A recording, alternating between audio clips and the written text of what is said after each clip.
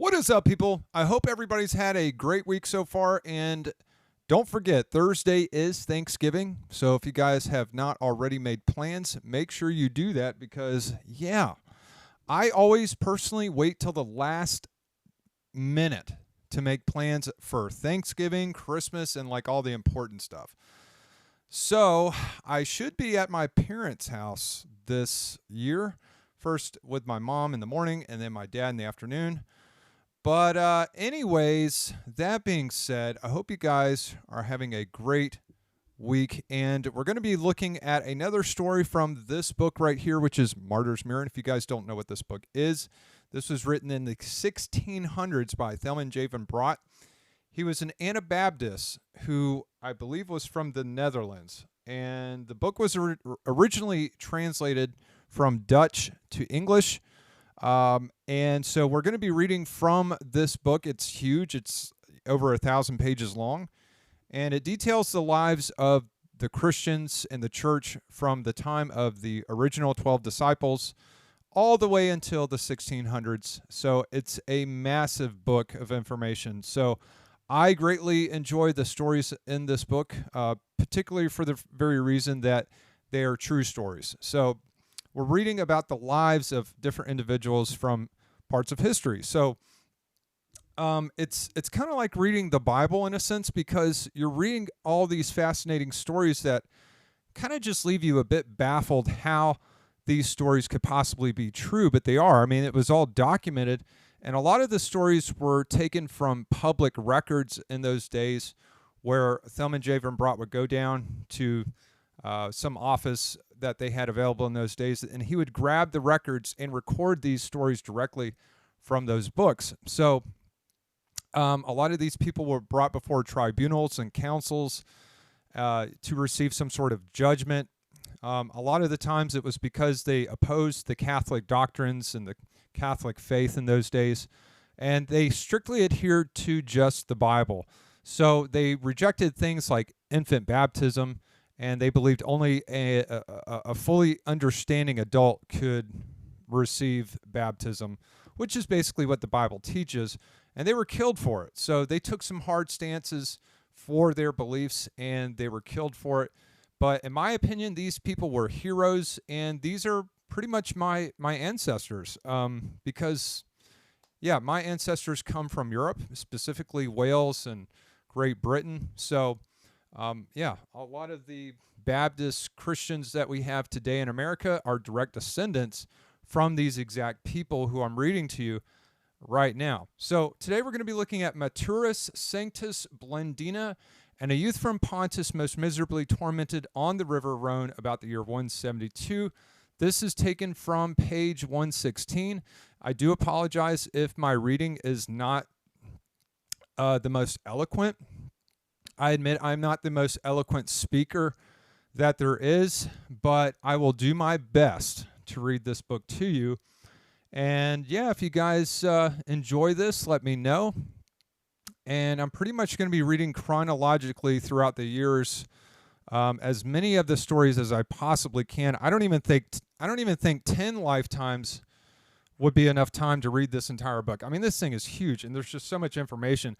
I still have not read it cover to cover yet, but I have read a good portion of it, and I've thoroughly enjoyed it. So if you guys enjoy this as well, you can find it on eBay, Amazon, or even, what was it, the christianbookstore.com or something like that, for about $50.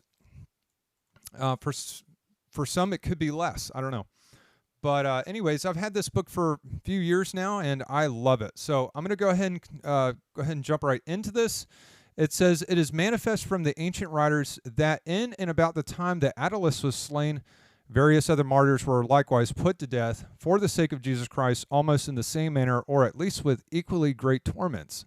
Some of these martyrs are not mentioned, while others are, namely Martyrs Sanctus Blandina and a youth of 15 years from Pontus. Touching the circumstances of their suffering and death, we find that in substance it occurred in the following manner. First, 3 of the aforementioned persons, namely Martyrs Sanctus and Blandina, were exceedingly and dreadfully tormented, especially Blandina, for whom the others stood in great fear that Not being able to endure the pain, she might be in danger of denying Christ. But she was so steadfast in all her sufferings that the hands of the executioners grew tired before her heart would faint.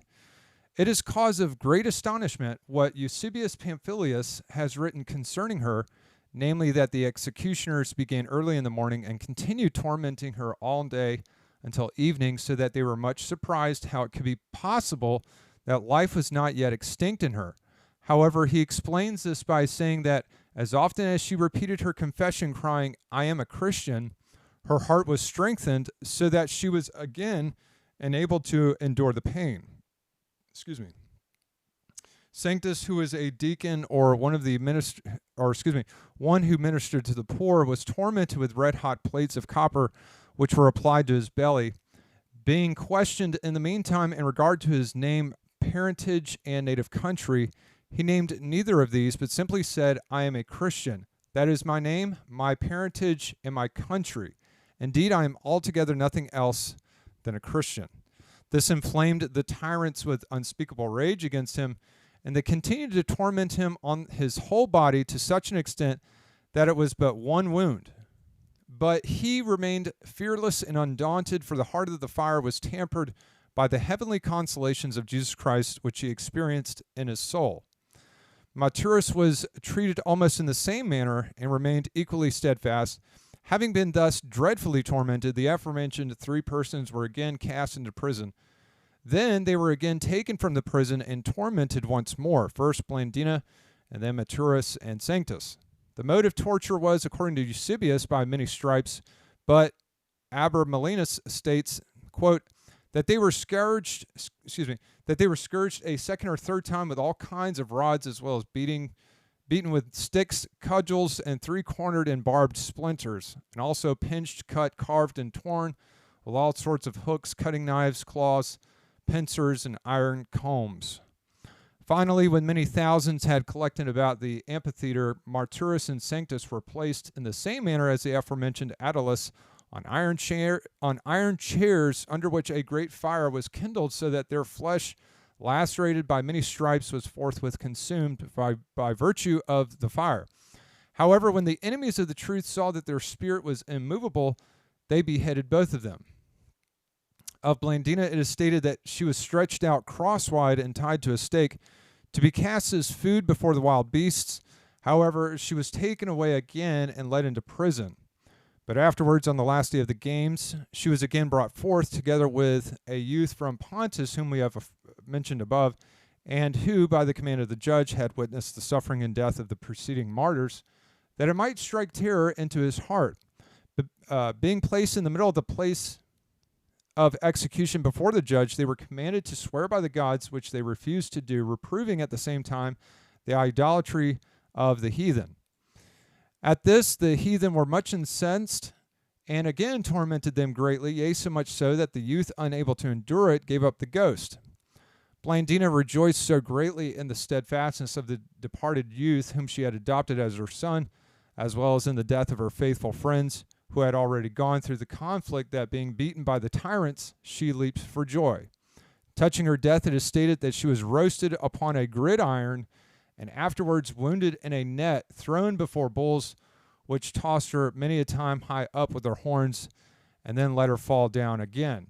She, however, not being dead yet, the judge commanded that her throat be cut, which was done, though others say she was thrust through with a sword. Thus did this pious martyrs and the other three martyrs of Jesus end their lives, and are now awaiting the blessed reward which the Lord will give on the great day of recompense to all those who have suffered and fought, even unto death, for his name's sake. So here we have, some Christians that, in my opinion, they fought and died for freedom. And the freedom which is in Jesus Christ is what they fought for. Not a physical warfare and taking up guns and bombs, but they just simply were unarmed, innocent civilians. Unarmed, innocent Christians who just wanted to live in peace. And as we read, they were basically burned, had their throats cut, tortured, cast into prison, you name it. It was just nothing but evil doings on the part of their tormentors. They were just absolutely tortured for what they believed. And yeah, I mean, it's very rare that you read about stories of courage and bravery such as this. So for me, it's very inspiring. And to know that these people were in our history, from Europe. I mean, it's just very, very fascinating. So if you guys really enjoyed this as much as I did, please let me know down in the comments below what you think of this. And we will pick back up next time on page 117. And yeah, just stay tuned for the next reading. And you guys have a great day. Thanks for watching.